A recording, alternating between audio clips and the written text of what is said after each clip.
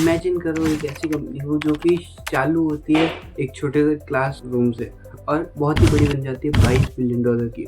But ऐसा बहुत जल्दी होता है कि वहाँ की 99% वेल्थ खत्म हो जाती है। मैं बात कर रहा हूँ बायजूस की। उसके फाउंडर है रविंद्र रंजन, जो कि केरला में एक बहुत ही छोटी स्कूल में टीचर की जॉब पे थे, जो कि एक फॉर्मल जॉब है। अब लोगों को पता है कि उन्होंने एक कंपनी की चालू की बायजूस, जो कि प्रॉमिस कर रही थी कि मैं रेवोल्यूशन लेके आऊँगा एजुकेशन में। उन्होंने काफ़ी अच्छे स्टेप भी उठाए, जैसे एनिमेशन के और ग्राफिक डिजाइनिंग के जरिए चैप्टर्स को समझाया, जो कि इजी और फन बना देता था मैथ्स और साइंस, दो क्रिटिकल सब्जेक्टों को। ये काफ़ी सारे फ्रेंड्स को अच्छा भी लगा और इसके बाद बायजूस की स्टोरी शुरू हुई। फिर ओवरनाइट सक्सेस मिली उनको पैंडेमिक के कारण।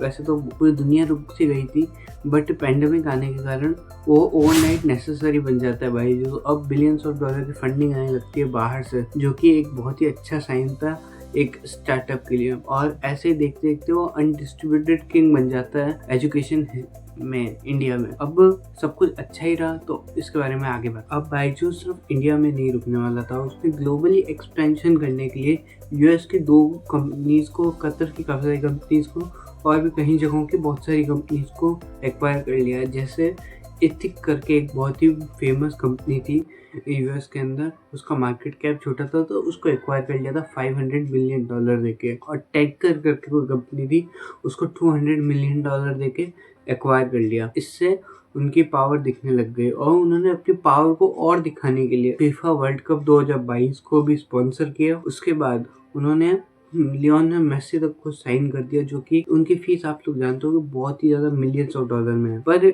एजुकेशन के रिलेटेड यहाँ पे कुछ भी नहीं था, भले उन्होंने यूएस मार्केट में कर लिया और वो इंडिया के मोस्ट वैल्यूएबल स्टार्टअप बन गए, बट एजुकेशन के रिलेटेड तो कहीं था। फीफा वर्ल्ड कप एजुकेशन के रिलेटेड नहीं था, बस पावर दिखाने के चक्कर में ऐसे ग्लोबली अपने आप को बढ़ाते गए। क्योंकि आप लोग समझ रहे हो कि किसी ब्रांड के लिए कितनी बुरी बात है कि उसको अपने आप को ग्लोबल दिखाना है, बट इंडिया में एक्सपेंशन नहीं करना। और इसके बाद काफ़ी सारी स्ट्रेटजीज भी हुई उनके साथ। कंपनी भले कितनी भी अच्छी हो, टॉक्सिक वर्क कल्चर है तो वो नहीं टिक पाएगी। यही केस हुआ बायजूस के साथ। बायजूस काफ़ी मैसिव तरीके से ग्रो कर रहा था, पूरी दुनिया में बढ़ता ही जा रहा था। बट उस समय उनके मैनेजर की एक लीक ऑडियो सामने आती है जिसको उनके दिमाग फट जाता है लोगों का। वो सिंपली अपने जो थाउजेंड्स ऑफ बायजूस क्या करता था, थाउजेंड्स ऑफ वर्कर जो होते थे ना, उनको बहुत ज़्यादा प्रेशर करता था। जैसे कि तुम लो इनकम जो लोग हैं ना, लो इनकम पेरेंट्स, उनको जाके टारगेट करो कि वो हमारा एक्सपेंसिव कोर्स लें, भले वो उधार लेके या फिर वो लोन्स लेके करें, जो कि हाई टर्म में तो बहुत ही ज़्यादा वो उनके ऊपर प्रेशर डालता है। इसको सिंगापुर हाई कोर्ट ने भी पॉइंट किया था और पूछा था कि आप ऐसे कैसे कर सकते हो। और इसके बाद उनकी बायजूस की बहुत ज़्यादा बेइज्जती होती है और काफ़ी ज़्यादा वैल्यूएशन के ऊपर भी सवाल उठाए जाते हैं कि इसको इतनी ज़्यादा वैल्यूएशन कैसे मिल जाती है ऐसे ब्रांड को जो एग्जिस्ट, मतलब इतना ज़्यादा वो है, ऐसा टॉक्सिक वर्ल्ड कल्चर लेके चल रहा है।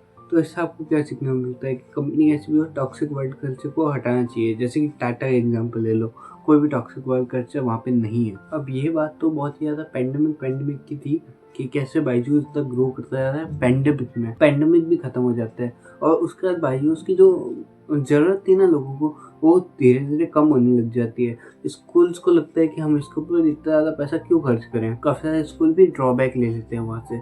और ये बायजूस का एक सबसे बड़ा ड्रॉबैक भी निकल के आता है कि भले वो कितनी बड़ी कंपनी थी, पर उसको एक्सपैंड करना था और उसने काफ़ी सारी जगहों पर बहुत ज़्यादा पैसा लगा दिया था। तो अब वो $1.2 मिलियन का लोन लेते हैं। इतनी बड़ी कंपनी है, लोन मिल भी जाता है, बट क्या होता है कि डेडलाइन निकल जाती है और कंपनी अपने ऑफिशियल जो फाइनेंशियल डेटा होता है वहाँ पे भी शेयर नहीं करती है कि डेडलाइन निकल चुकी है और हमने ये फाइनेंशियली पे नहीं किया है। और बाद में ये बात निकलती है ना, जब ग्लोबल इन्वेस्टर भी जो बायजूस में काफ़ी टाइम से फंड कर रहे थे, वो भी छोड़ के चले जाते हैं, जैसे बायजूस को काफ़ी सारी दिक्कत भी सहनी पड़ती है। आप लोग क्या सोचते हो? फास्ट फॉरवर्ड करते हैं 2026 में, आप लोग क्या सोचते हो कि बायजूस अभी भी बहुत ही बड़ी कंपनी है, तो वो पूरी तरीके से खत्म हो चुकी है और वो अपनी सर्वाइवल के लिए लड़ रही है। लिटरली जो बिलियंस ऑफ डॉलर की वैल्यूएशन थी वो वाइप आउट हो चुकी है और कोलैप्स करती आ रही है।